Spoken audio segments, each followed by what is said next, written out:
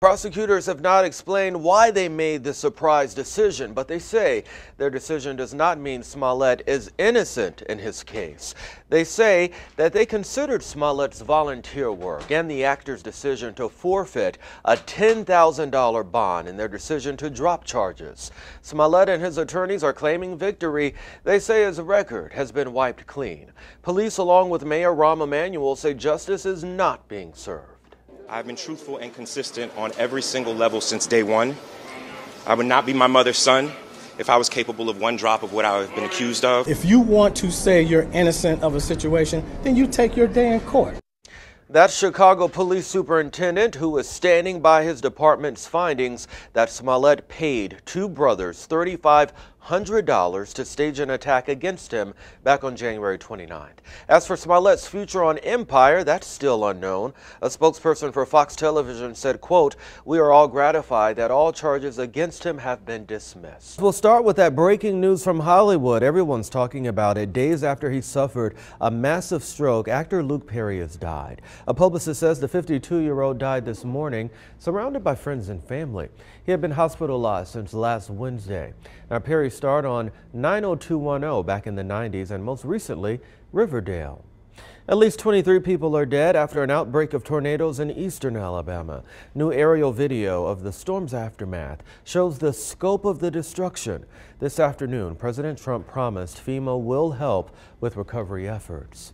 Back in Washington, the head of the House Judiciary Committee announced today he will be requesting documents from 81 people within President Trump's inner circle.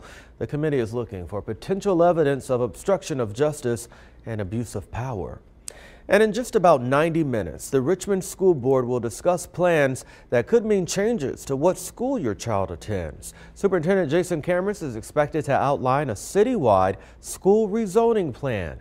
Tonight's meeting starts at 6 at City Hall. Of course, I'll be there to bring you up to date. The good news is that deputies determined the threat was not credible.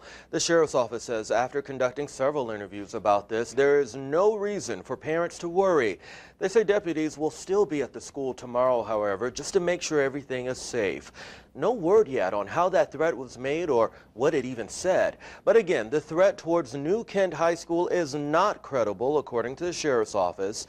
That's the very latest in the First Alert Center. Brent Solomon, NBC 12. Yeah, let's get straight to it. 87-year-old Brian Walker was found dead inside his home this morning with very obvious signs of trauma. Investigators spent the day investigating, and within the last few hours, they arrested the teenager.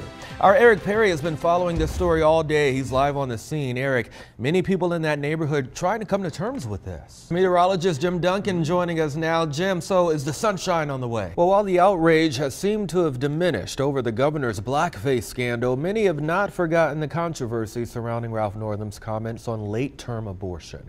That's one reason why thousands are expected to converge on the state capitol tomorrow for a March for Life. Meantime, there's growing pressure for a legislative hearing that would allow Lieutenant Governor Justin Fairfax's accusers the chance to testify before state lawmakers. The House Speaker says Republicans want that hearing to have support from Democrats as well, but they claim Democrats are fighting it. The family of the man accused of killing a University of South Carolina student says he didn't do it. Some people in Iowa are just now getting a look at the damage left behind by historic flooding. Take a look. You can see piles of debris being left on the side of the road. Well, we've all been there, fed up with potholes. My goodness, haven't we? Well, a 12-year-old in Michigan says he can't even drive yet, but he's going to take matters in his own hands, and he got dirty in the process.